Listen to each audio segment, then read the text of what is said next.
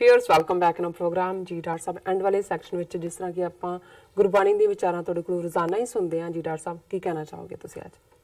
देखो थर्सडे के प्रोग्राम च असीं भगत नामदेव जी की बाणी ते विचार करते हैं। उन्हां दे 59 शब्द गुरु ग्रंथ साहब च ने और अज जिहड़ा शब्द असीं उन्हां दा विचार लई चुनिया है ये भैरो राग दे विच है। भैरो बाणी नामदेव जी की एक ओंकार सतगुर प्रसाद रे जेबा करो सतखंड जाम न उचरस श्री गोबिंद रंगीले जेबा हर कै नाए सुरंग रंगीले हर हर ध्याए रहाओ मिथ्या जेबा अवरे काम निर्वाण पद एक हर को नाम असंख कोट अन पूजा करी एक न पूजस नामै हरि प्रणवै नाम दियो एहो करना अनंत रूप तेरे नारायण जी। सो भगत नामदेव जी महाराष्ट्र के रहने वाले ने उन्हां दी जे बाणी दे विच कदे कदे किते किते तुहानूं मराठी शब्द भी और कुछ जिहड़े ने उस वेले दा जिहड़ा ये सारा खिता जिसनूं उस वेले मारवाड़ भी कहा जांदा सी सौराष्ट्र भी उसदे भी ने जी। लेकिन जिहड़ी पहुंच है वो बड़ी सीधी सीधी है और वो है कि एक अकाल पुरख वाहिगुरू दे नाल जुड़ के ही सानू अल्टीमेट शांति अमन और अंदर दा टिका सहज हासिल हुंदा है। और जिहड़ी बुत पूजा और उस नूं एक रूप की थां दे उत्ते जिहड़ा है वो सिर्फ ते सिर्फ बुतां च देखना है ये मनुख दी भुल है। हालांकि इस वल भी उन्होंने इशारा किया है कि जदों उस एक रब दे नाल एक वाहिगुरू की इबादत च जुड़ जाइए फिर चार चफेरे सानू उस वाहिगुरू का झलकारा ही नज़र आता है।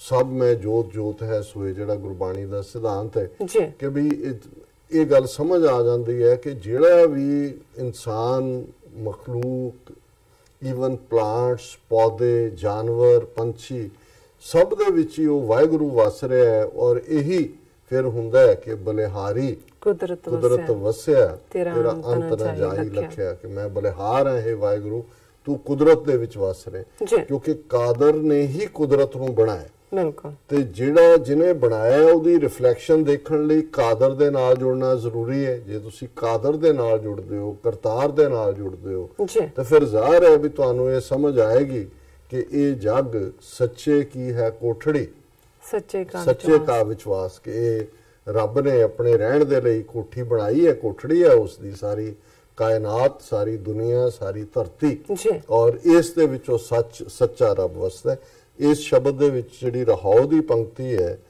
वो अपने आप नूं समझाउण लई है रंगीले जेबा हर कै नाए सुरंग रंगीले हर हर ध्याए कि हे मेरे मन अपनी जीभ नूं उस प्यारे दे रंग विच रंग लै ते सुर दे विच मन नूं टिका के हर वेले सुरंग रंगीले अपने इस रंगीले अंदाज दे विच उस वाहिगुरू नूं याद कर हर हर ध्याए उस वाहिगुरू नूं अपने ध्यान दे विच लिया और ये अपने आप नूं हिदायत करदे हैं कि किते मेरी जीभ उस रब तो बिना किसे कोई होर ना इस चों ना निकले होर किते रसां दे विच कसां दे विच दुनियावी सवादां दे विच ये उस रब नूं ना भुल जाए। उसकी शुरुआत ही शब्द उन्होंने की रे जेबा करो सतखंड जाम ना उचरस श्री गोबिंद कि जिस जबान चों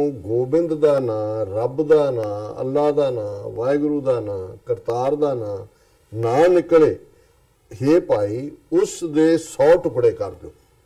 ये भी क्योंकि पोइट्री है अल्टीमेटली ये इवें ही है कि भी उठ फरीदा उजू साज सुबह नमाज गुजार जो सिर साई ना नवे सो सिर कप उतार कि बाबा फरीद कहते कि उठ उजू कर ते नमाज पढ़ जेड़ा सिर सिजदे दे विच रब दे नहीं झुकदा वो कट्टे जाण दे काबिल सो सिर कप उतार। हुण ज़ाहिर है ये अपने आप नूं रिमाइंडर है कि भी डिसिपलिन तो बाहर नहीं होना उस रब की याद नूं कदे भुलाना नहीं है। ते भगत नामदेव जी ये कहते हैं भी जिस जीभ चों रब दा नां ना निकले ਉਹਦੇ 100 ਟੁਕੜੇ ਕਰ ਦਿਓ।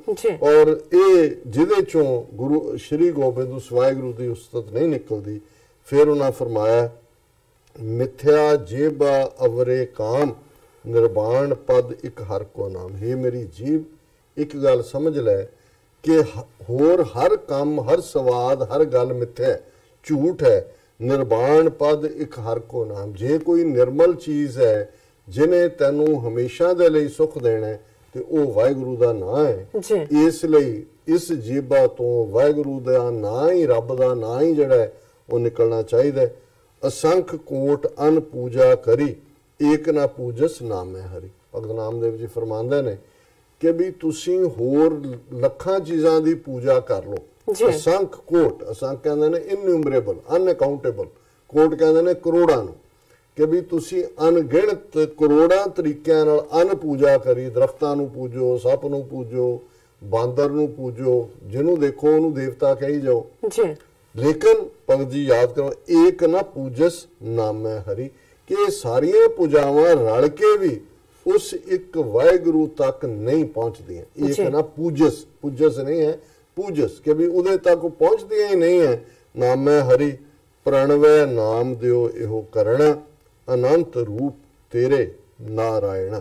ਪ੍ਰਣਵੈ ਨਾਮ ਦਿਓ, ਨਾਮ ਦਿਓ, ਪ੍ਰਣਾਮ ਕਰਦੇ ਆ, ਗੁਜ਼ਾਰਿਸ਼ ਕਰਦੇ ਆ, ਬੇਨਤੀ ਕਰਦੇ ਆ। ਪ੍ਰਣਵੈ ਜਿਹੜੇ ਨੇ ਆਜ਼ਜ਼ੀ ਦੇ ਨਾਲ ਕਹਿੰਦੇ ਨੇ ਇਹੋ ਕਰਨਾ, ਵੀ ਇਹੀ ਕਰ, ਕਿ ਉਹ ਸਿਰਫ ਤੇ ਸਿਰਫ ਉਸ ਰੱਬ ਨੂੰ ਯਾਦ ਕਰ।